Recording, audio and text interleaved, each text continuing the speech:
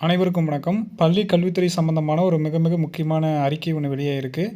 அது என்னங்கிறது முழுசாக அந்த வீடியோவில் பார்த்துடலாம். பெறுநர் யாருன்னு பார்த்தீங்கன்னா, பேரூராட்சிகளின் உதவி இயக்குனர் அனைத்து மண்டலம். என்ன சொல்லியிருக்காங்க அப்படின்னா, விடுனர் வந்து திருமதி ஆர் பூங்குடி, அருமைக்கண் பிஇ கூடுதல் இயக்குனர் பேரூராட்சிகள் ஆணையரங்கம், 75 நகர் நிர்வாக அலுவலக வளாகம், எம்ஜிஆர் நகர், சென்னை அப்படின்ற இதில் கொடுத்துருக்காங்க.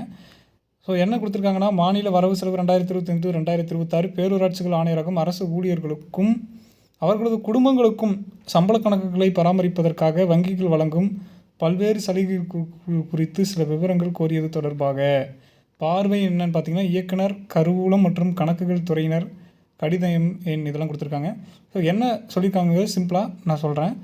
அதாவது மேற்பார்வையில் காணும் கடிதத்தின் மீதான கனிவான கவனம் வேண்டப்படுகிறதுன்னு சொல்லியிருக்காங்க.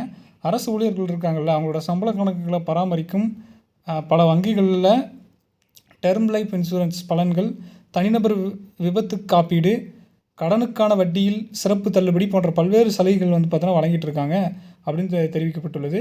மேலும் சட்டப்பேரவையில் பட்ஜெட் தாக்கல் செய்த மாண்புமிகு முதலமைச்சர் மக்களுக்கான நலத்திட்டங்களை செயல்படுத்த அயராது உழைக்கும் அரசு ஊழியர்களின் நலனுக்காக அரசு உறுதி செய்துள்ளது அப்படிங்கிறதையும் சொல்லியிருக்கிறாங்க.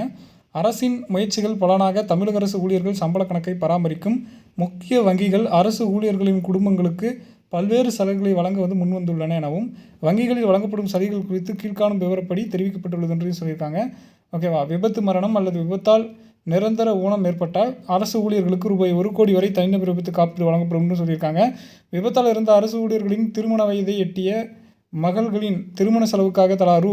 5 லட்சம் நிதியுதவி, மொத்தம் ரூ. 10 லட்சம் வரை வங்கிகள் மூலம் வழங்கப்படும். விபத்தால் இறந்த அரசு ஊழியர்களின் பள்ளி படிப்பை முடித்து உயர்கல்வி படிக்கும் மகளுக்கு உயர்கல்வி உதவியாக ரூபாய் 10 லட்சம் வரை வங்கிகள் மூலம் வழங்கப்படும்.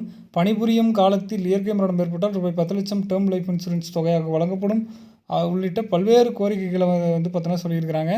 அரசு ஊழியர்களுடைய குடும்பங்களுக்கும் இவ்வளோ பெனிஃபிட் இருக்குது அப்படின்னு சொல்லிட்டு ஒரு அரசாணை வந்து வெளியிட்டிருக்காங்க. மேலும் இது மாதிரியான உடனடி தகவல்கள் மற்றும் அப்டேட்டுகளுக்கு நம்ம சேனலோடு இணைந்திருங்கள். நன்றி.